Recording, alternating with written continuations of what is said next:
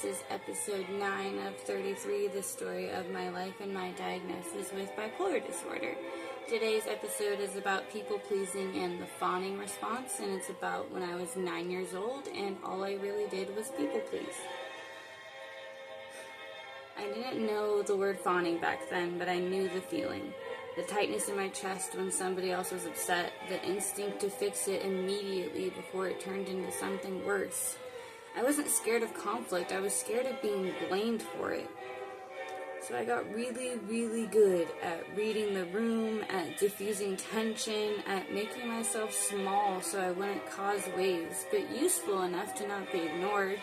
I used to dream about being small enough to fit into the little hole in the light socket because I just wanted to disappear without disappearing. People called me kind, empathetic, mature for my age, and old soul. But really, I was just scared.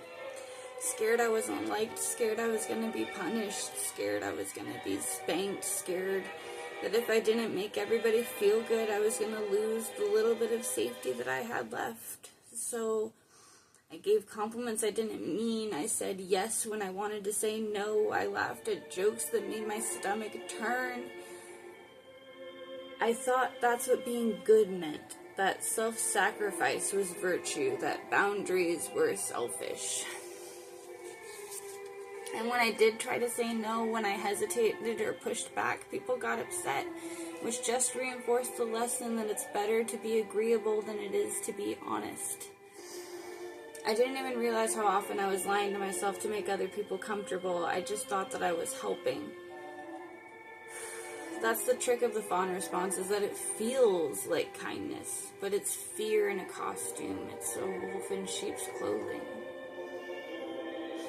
I learned it young, from family dynamics, from friendships that ran on guilt and peer pressure, from the way that my needs were only met when they didn't inconvenience anybody else. People-pleasing became a survival skill, and survival skills are hard to unlearn, especially when they work, as well as people-pleasing does. Because when you're always agreeable, people like you. They think you're easy to be around. And I really liked being liked, so I really liked people-pleasing. It worked. Why would I stop something that worked? Everybody liked me. Why would I stop? But it's performance, and it slowly erases who you really are on the inside.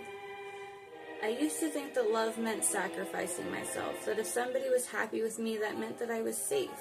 That if I could just be good enough, kind enough, helpful enough, maybe they would never leave. But even then, they always did. But that kind of love is exhausting and lonely and impossible to maintain. And now I know that I don't have to shrink to be loved, and I don't have to agree with everything to be worthy of care. I don't have to be the peacemaker if it means that peace is abandoning who I am on the inside.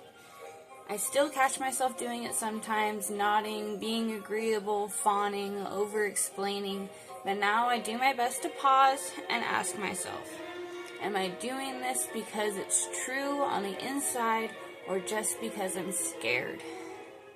And little by little, I'm choosing the truth. Little by little, I'm choosing virtue, even when it shakes my voice, even when it risks rejection, because people-pleasing might have kept me safe once, but honesty is what's going to set me free. Thank you for listening. That was episode 9.